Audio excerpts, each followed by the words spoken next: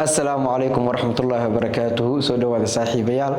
هدي أنا نقول صرتها فضلا صورة برح دايما على يوتيوب فيسبوك تيك توك صاحب بيال ما أنتوا حانين كوتا لقلنا إنسو حولنا موضوع حساب بدنا كجاه لينه سببته أيدك والوالا وهيسان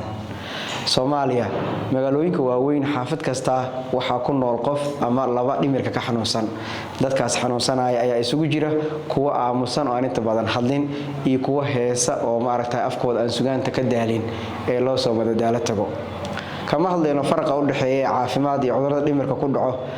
oo ma hadlayno caafimaad ahaan ee waxaan rabaa inaan kuu sheego dadkaas dhimirka ka xanuunsan ee inta badan heesaya iyo kuwa heesaha sameeya waxa kulmiya ama waxa u dhaxeeya abwaanada waxa la sheegaa inay dadka ka dareen badan yihiin oo waxa aan dadka isku hawlin oo dana badan ka galin iyo waqti badan ay geliyaan oo aad isugu hawlaan waxa aan dadka murjinin iyaga ay murjiyaan waa taa heesa u sameysteen oo heestii ahayd ninka ugu dheerbaa dadka ugu ayaan daran waxaan lala arkayn baa isagoon u muuqday iyo heestii kale ahayd adduunyo lan wal ogaadi iyo walka hayta maadaama waalida mararka qaar lagu qeexo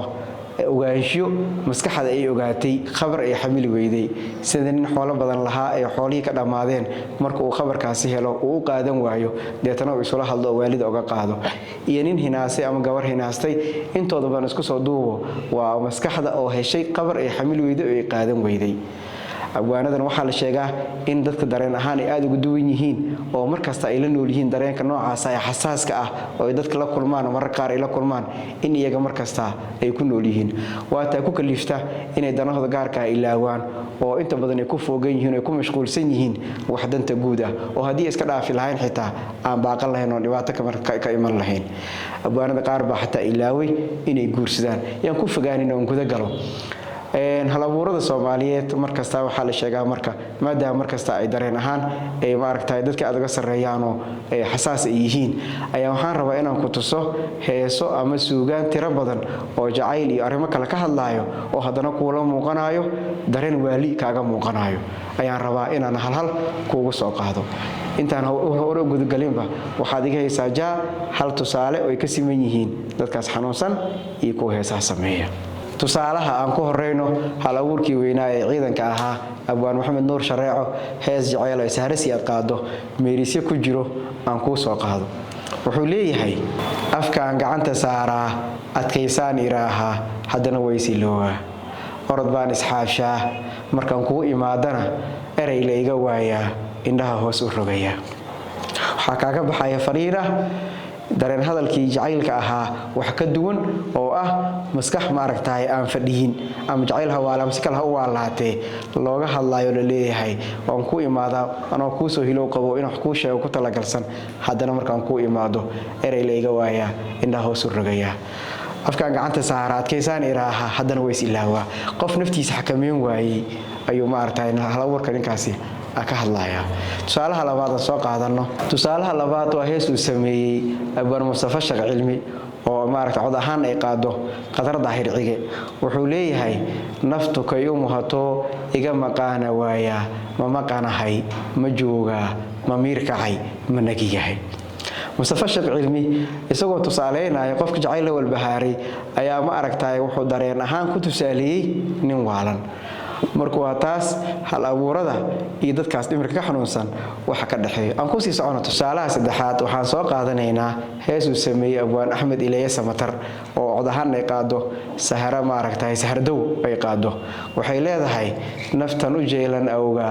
jooginaya maqane irta xagaaga u soo jawaab nafba u jeelan awga joogin ee maqan dadka waalan marka dhakhtar markuu ka hadlaayo ma ahayna marka dadka caadiga ay arkayaan waxa loo arkaa dad aan joogin miir ahaan oo maaragtay maqana ayaa loo arkaa sahardawan heesteedii waxa waaye naftan u jeelan awga jooganaya maqane jirta xagaaga u soo jawaab cabqarigiina maxamed Umar Huriyo isagana hees u maaragtay uu qaado maxamed Salawaan Toobic oo jacayl ay wuxuu ku leeyahay waan isla doodaa naftaan dagaala dabnaara iyo olol cagaha ku doontay waan isla doodaa iyo naftaan dagaala isla doodida isla hadlidana waa astaan lagu yaqaano dadka dhimirka ka xanuunsan abwaan maxamed cumar huriyona halkaas ayuu kala baxay. Tusaalaha kale waxaan soo qaadanaynaa hees uu leeyahay abwaankii da'da yaraa ee garashada weynaa Zakariya Xaaji Nuur Tooxow, hees oo nooca khiyaala shacarka ah abtirsiima ahaanna ka sii ah heesaha loo yaqaano ismoodsiiska. Wuxuu leeyahay reerkan oo barwaaqo ah raxmad iyo beeraha ubaxyadu ruuxanayaan, riyaheena irmaano geeluna rimaniyo weyluhu ruucleeyaan, rug kastaana baliyada rahu uu ka ciyaayo, ragu wada ciyaaro rayn ku jooga, anigana midaan rabay naftu raadinaysay wadnahay u rooneyd, rafashada ciyaarta aan wada ruucleyno mid baa raaga igu yidhi, ileen waan riyoodo run waxaan u moodaaba rasmi may ahayn. Zakariya Xaaji Nuur heestiisii ismoodsiiska ah yaa wuxuu ku leeyahay wuxuu ismoodsiiyey isagoo ku nool degal barwaaqo ah oo maaragtay beeruhu baxeen, xoolihii maaragtay darareen, ubaxyadii baxeen, rahu maaragtay meelaha ka ciyay, ragii ciyaar maaragtay camirtay, isagana uu heesto qoftii uu ku riyoonayay. hawsha oo halka marayda ayaa wuxuu leeyahay mid baa raaga igu yiri ileen waan riyoodo run waxaan u moodaaba rasmi ma yahayn. waa hees runtii ma aragtay aad u qurux badan oo lagu tusaaleeyay qof ma aragtay sidoo jeclaan lahaa waalidana marba lagu qeexaa qofka oo ismoodsiiyay xaal aan jirin.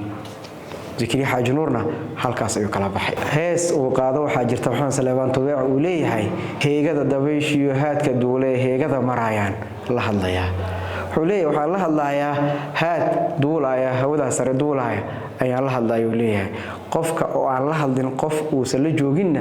marba lagu qeexaa nooc waalid kamida. waxaan ku soo gabagabeynaynaa hees caana oo heesaha banaadirka ah aad u taqaanaan oo Axmed Shariif kala qaado. xuleeyahay laba miira lay muda waa la igu mataha qof aan la iimayleeya oo waa la igu madadaalo la igu maaragtay